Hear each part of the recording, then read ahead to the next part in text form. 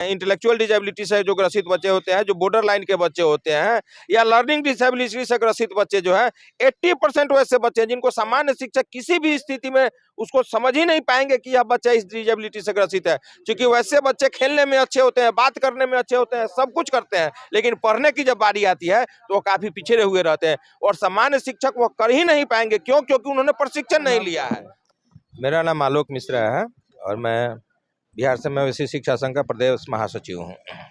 तो सर इन्होंने बताया कि 10 दिन पहले बताइए कि सारे लोग मिले हैं इन लोगों से, उसके बावजूद ये लोगों को यहाँ पे बैठना पड़ रहा है, तो ये कहीं ना कहीं क्या कहा जाए इसको? देखिए, हमारी स्थिति है ना, कर्म के धागों से फटा भाग्य सी रहा हूँ, कर्म के धागों से फटा भाग्य सी रहा हूँ, आम की उम्मीद लिए बबूल में लटके जा रहा हूँ।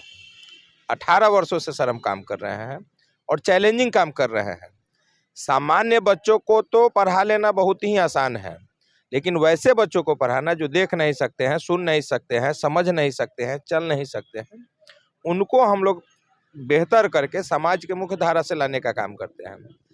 आज जो स्थिति है, जैसे आपने मेरे भाई से पूछा कि भाई इतने दिन से आ रहे हैं नेता वगैरह, तो उनका सिर्फ एक है कि बस कैमरे के नज़र में आना, वो सिर्फ एक अपनी औपचारिकता पूरी करती है। अगर ईमानदारी पूर्वक उन्होंने अगर आके प्रयास किया रहता तो आज हमें 41 दिन से बैठने की आवश्यकता नहीं होती। सब आए हैं, सबों ने आश्वासन दिया है।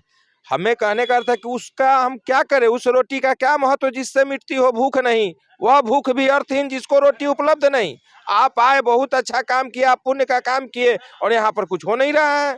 तो सिर्फ यहाँ पे आश्वासन का दौर चल रहा है।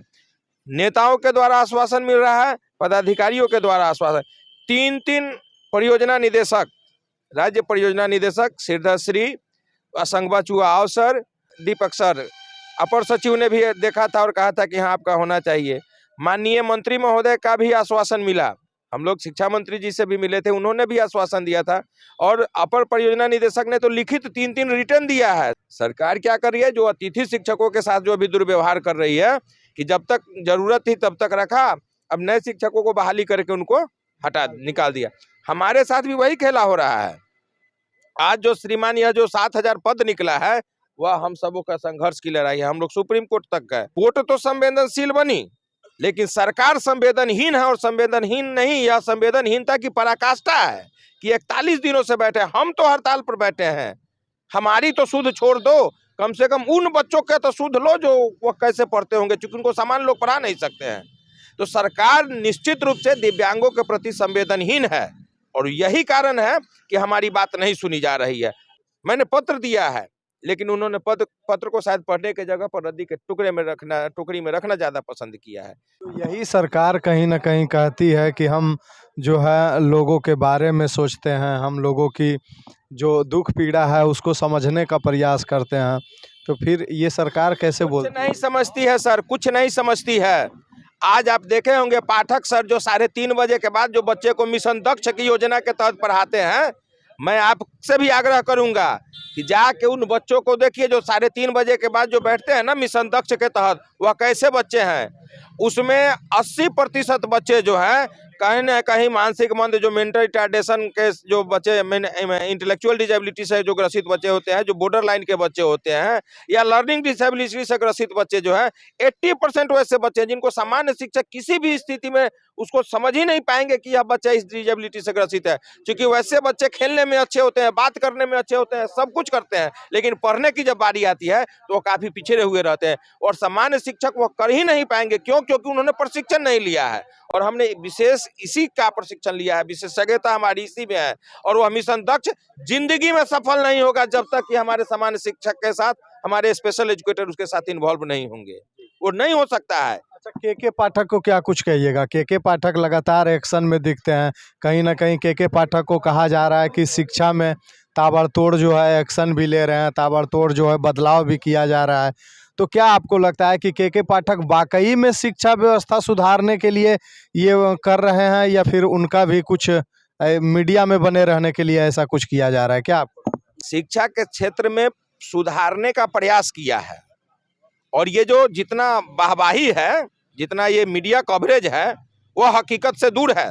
इसी स्कूल से अगर 2 बच्चे को अगर हम नवोदय में भेज दें और हम अपना पीठ थपथपाए कि नहीं नहीं मैं तो बहुत अच्छा किया, मेरे स्कूल से 2 बच्चे, तुम्हारे स्कूल में 400 बच्चे पढ़ते हैं और 2 बच्चे को अगर नवोदय में भेजते हैं, यह आपके बच्चे का सर्वांगीण विकास नहीं है। जितना भी मीडिया कवरेज आया है, जितना भी अखबार में हमने पढ़ा है, कहीं भी एक जगह उन्होंने यह नहीं पूछा है हेडमास्टर से कि क्या तुम्हारे यहाँ दिव्यांग बच्चे भी पढ़ने आते हैं, तो मैं कैसे मानूं कि वो सर्वांगीण विकास की बात कर रहे हैं। हाँ, उनके आने से शिक्षा में सुधार हुई है, कुछ सुधार हुई है, लेकिन ये जितना फोकस है वो हकीकत नहीं है।